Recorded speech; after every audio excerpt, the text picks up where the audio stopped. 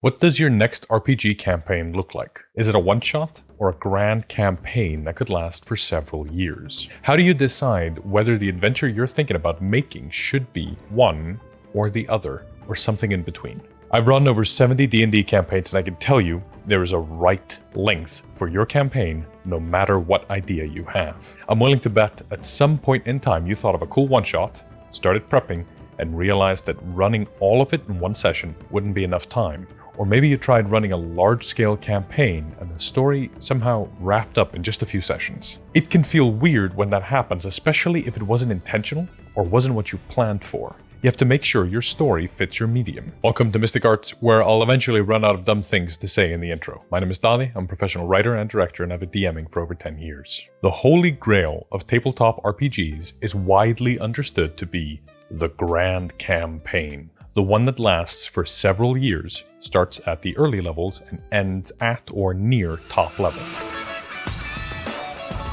That kind of epic campaign you'll be telling stories about for the rest of your life. They're the most fun I've ever had playing or running. Grand campaigns allow you the time you need to explore everything you love about the game. Character backstories get time to shine, your intricate world building can take center stage, and political conflicts can ebb and flow and build over time. In a grand campaign, the game can serve everyone at the table because it has the time to do so. I have a hard time thinking about grand campaigns without them involving character backstories that intertwine with the main plot in a seamless way, but I also think this campaign length is the only chance we have at that sort of storytelling. Grand campaigns let you have multiple villains at the end, multiple world-ending threats that escalate over the course of years. Side character NPCs become highly developed and get the time they need to feel like real people. They are great for players who want their characters to change and grow over years and years of play, or DMs who want to create intricate foreshadowing that'll pay off a year or two down the line. But they're called the Holy Grail because they're kind of impossible to find or create. First, you need a schedule that works long-term, not just for a limited time. I've got a video on how I do scheduling. You need players who are invested enough that they want to commit to a game, one that might last for years, and that's no small feat. You need a group that's committed, schedules that align, and the shared understanding that this is the group's hobby now. Not just a game, but almost like a way of life. It's intense. But also, even if the schedule is perfect, there's something else. Making characters for a grand campaign can be hard. They need to have internal complexity, conflicting ideals, things they want but cannot get. You need a world that's complex and deep. I often give tips on this channel about easy ways to build worlds quickly, but grand campaigns need more. They need intricacy and rigor. Same with your plots. A grand campaign will struggle if the plot is collect all the MacGuffins and kill God. That sort of adventure can be one adventure out of many within a larger campaign, but you need intricate plots and worlds for a serialized grand campaign, and they are a lot of work. And characters based around a simple concept fall flat in longer games. Your joke character, whether it's a goblin named Bingus the Fish Smuggler or a kobold bard who speaks only in limericks, will wear thin at some point in the double-digit sessions, if not sooner. And they'll be outright infuriating around the triple-digit sessions. Grand campaigns are sort of like doing a PhD in dungeon mastering. You're committed to starting something and seeing it through, to adjusting when things go awry and being prepared for the campaign to go in wildly different directions. It's also just a ton of work. So how do you start a grand campaign? Well, step one is making sure your playgroup likes the system they're playing, that they like playing with one another, and they like your style of DMing. It's sort of like a marriage. I think the vast majority of grand campaigns fail because the group isn't ready to get married shortly after meeting up for the first time. Maybe they should have tried moving in first or getting a dog, maybe. Am I torturing this analogy? Anyway, you only start a campaign like this when you've got the group, system, and style of play that everyone is willing to enjoy for years to come. You align expectations, prepare everyone for slow burn storytelling, and delve deep. With how difficult grand campaigns can be to get together, a lot of new DMs conclude that it'll be best to start off with a one-shot. One-shots are the espresso shots of tabletop. Quick, intense, and self-contained. They're perfect when you want to try something new, whether that's a new system, a monster, a tone, a region of your world.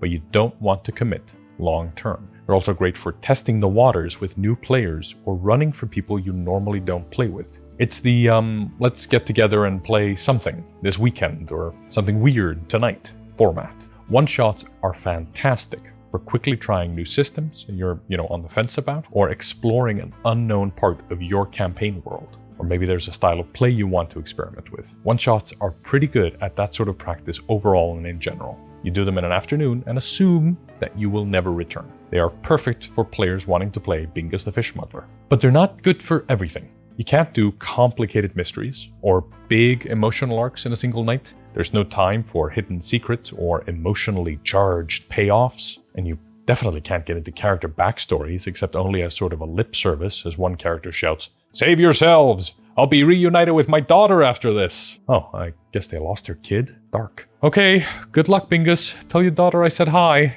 And ironically, one-shots can be harder for new DMs than longer campaigns because of this time constraint. The DM will have to control pacing tightly, hit the story beats fast, and deliver a satisfying conclusion on schedule before everyone has to go home. There is no, we'll pick it up next week. So if you're making a one-shot, you'll need a plan that takes a little bit more time than one session to complete in case the players blitz through your content, but it's malleable enough that you can trim useless scenes on the fly to make sure that we all get some catharsis at the end. I think character creation is very difficult for one-shots. Ideally, you give the players pre-made characters or let them make characters within a template. You're all playing Town Guard and one of you is the captain and no more than 2 of you know a few spells. Or maybe use the 5-man band archetypes and say, pick an archetype that hasn't been picked. Leader, Lancer, Brains, Brawn, and Heart. And everyone makes characters within their archetype. I recommend you keep the structure simple. If there's a mystery, it's got no complicated layers or red herrings to it. If it's a dungeon, it's a 5-room dungeon with no more than 2 essential fights. Assume you'll get through 2 combats and a bit of exploration and keep it moving so we get to the end. Because if you run out of time in a one-shot and we don't get that ending, it just feels like a waste of time. And if you're running out of time in your one-shot, you can't just have the villain show up and fight the players, so at least we get an end.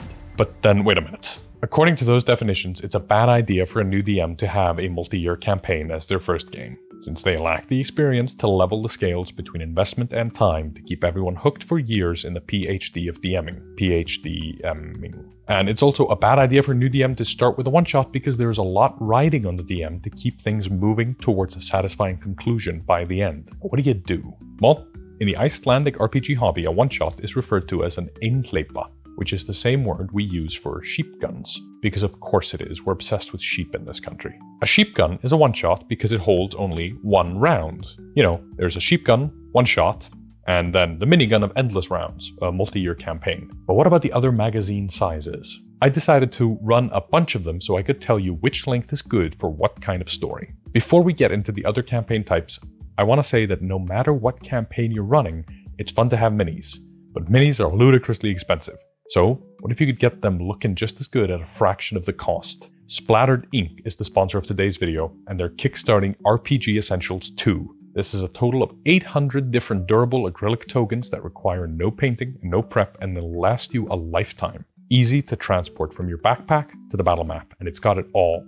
The entire 5e SRD is here, as well as everything from Tome of Beasts 1. Go check out their Kickstarter using the link below so they know who sent you. Back to magazine sizes. Let's start with the Revolver, which holds 6 rounds. So a Revolver campaign is somewhere around 6 sessions. This is probably my second favorite campaign length, right after grand campaigns, because it's endlessly versatile. It's long enough to explore a small story, to introduce a few twists, and play with multiple encounters and even a few 5-room dungeons, but short enough to wrap up before burnout or bloat starts to set in. And it's perfect for mysteries. 6 sessions gives you time to plant clues, misdirect, and land a satisfying reveal without anyone losing track of what's going on. It's also perfect for trying new systems, more seriously, or, telling self-contained arcs in your larger world. You can use them to build campaigns like a standalone adventure, or introduce a new faction. Maybe you're not sure if your party's ready for a Spelljammer, or you just want to test the desert setting before you commit. 6 sessions is your sandbox. Go play in it.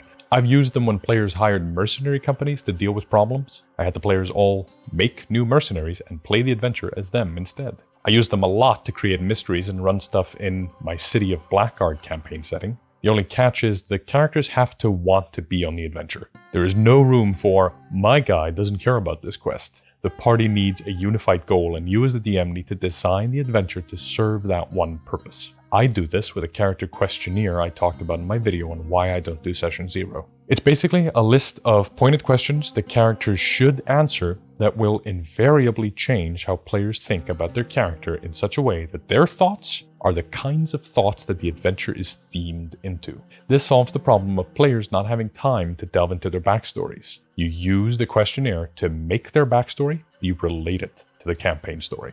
With a Revolver campaign, you also don't have much time to do level ups or big power scaling. Maybe a couple of level ups and the possibility of finding a good magic item or something that can tide you over and make you feel like you're making mechanical progress. If you want to start running a D&D campaign, I think this is the best place to start. You do a Revolver. Start with a 5-room dungeon, and then you find a way to tie it into something a little bigger, and over the course of a few sessions, your players learn about a second 5-room dungeon the main bad guy is doing their evil ritual in. It's easy and versatile, and with just enough time for a couple of branches. Next is the Winchester, which is about 12 sessions. This one's a little trickier. It's like a Revolver that got stretched. They're longer, so you'd think they can tell a richer story, but in my experience, it can't be a lot richer, just a little richer. And they're still not long enough that we can really peek into everyone's backstory. In my experience, a Winchester usually ends up feeling like it would have been better if we cut half the sessions out and played a slightly shorter campaign.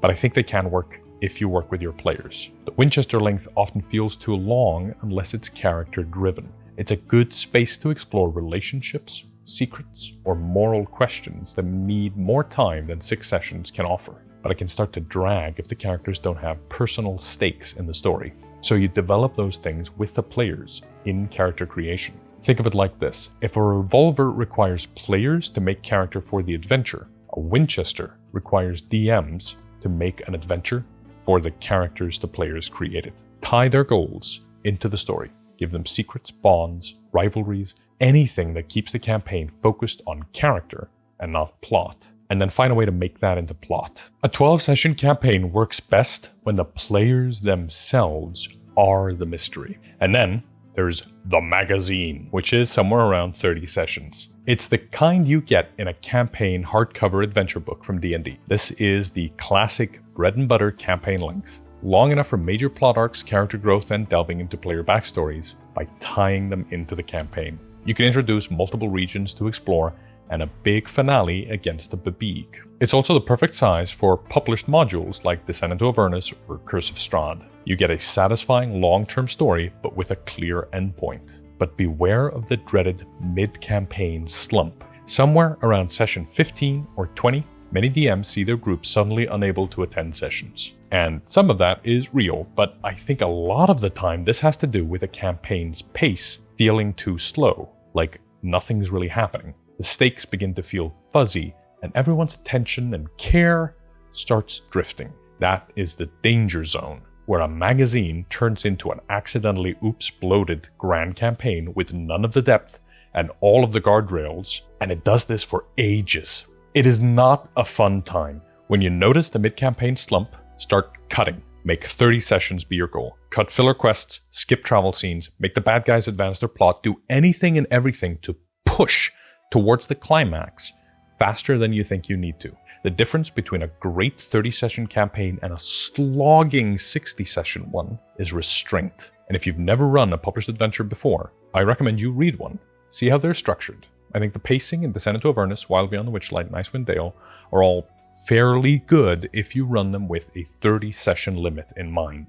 I mean, those adventures are full of optional content that I think many DMs think they have to run, and that's usually where I notice the bloat setting in. Keep pacing in mind and keep us moving. If you're an experienced DM, you could of course take a hardcover adventure like that and turn it into a grand campaign, but that is not what I'm talking about. I'm talking about running these largely as written. If you want to make your own magazine, we made a video on building a campaign back to front that I think will help a lot with magazine length campaigns. Finally, we've got the Episodic Campaign. Most campaigns are serialized. maybe separated by arcs or books or chapters, but you could run the Law and Order version of a campaign where every session is a self-contained story. This one doesn't really fit the model I've been talking about because it's not about length, it's about rhythm. Each episode is its own little arc, maybe 2 sessions long, maybe 3, and you play them whenever the group reunites and is able to play. This is fantastic if you have a friend group that meets a few times a year and you want to be able to hop right back into a quick adventure with the same characters. You can run something like Candlekeep Mysteries in that way. Dip in once every few months, play a session, and then leave it until the next time the schedules align. It's like a D&D anthology series, which is what they call those books. Episodic campaigns are perfect for adult schedules where consistency is impossible. They let you revisit beloved characters without any pressure. It's kind of like D&D comfort food, always there when you need it. The new D&D starter set is episodic and works well for this format, and it's great for DMs because there is no pressure. And it's great for players too. You can make one episode be all about someone's backstory, or have an episode all about a thing you got excited about. And if someone made a shallow character, they can just swap characters between episodes. Bingus is staying at the tavern, but Grumbles the town guard comes along instead. It's quick and easy. Of course, all of these lengths are flexible. I assume that my sessions are about 4 to 5 hours, so if you play shorter or longer sessions, these ideas about pacing might not work for you. But I can't make videos on topics without relying on what I know. So this is that video. This is how I do pacing at my table. I measure sessions and compare them to where they are in the story. And obviously when I say 6 or 12, I'm also not being exact. Some magazines I've run were 23 and others 38. It's just a scope to keep in mind. A muscle, it's an art. It's a range for you to want to aim to, even if your aim ends up being a bit off. A tool to use to be aware of bloat or overly rapid progression. And most importantly, scope, what you can reasonably achieve. And you might find different measurements that work better for you. My 6 sessions might be your 9. By 30, maybe your 40. The only way for you to know is to start off by experimenting with stranger formats than you're used to, and eventually it'll become second nature. The real point is to fit your story to your format. So here is how I think about it. If you don't know the scope of your adventure, make it episodic so you can pull the plug whenever you want. If your idea is about a single monster, quick mystery, or moral question, make it a one-shot. If it's about a quest with a few layers, multiple encounters, something to explore, like a region or a place or a period, run a Revolver. If it's about characters, their secrets, relationships, and growth, try a Winchester. And if it's about the fate of the world or region, make it a magazine. And only if you're ready to get married to your players and find out together what your campaign is about over the course of the next segment of your life, only then make it a grand campaign. Otherwise, try a shorter adventure that you think you can deliver on an ending for, because campaigns that don't end but peter out will drain enthusiasm for the game. You want to get into the habit of finishing campaigns. So step 1 is making shorter campaigns to see if you can't start delivering on your promises to your players and yourself. Tell your players what they're signing up for, how long it's expected to run, what kind of story you're telling. When everyone knows the scope, expectations are set and investment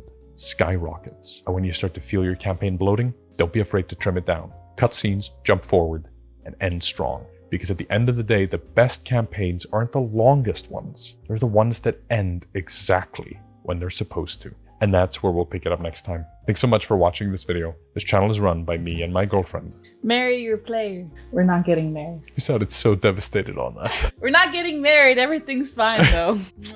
And if you want to support us directly, consider joining our Patreon, where we upload bonus videos talking about my campaigns, their lengths, and how they went. If you're feeling especially generous, you might marry your players, like the video, comment, share, or subscribe, and hit the bell to be notified when we release new videos. Until next time, keep studying the mystic arts.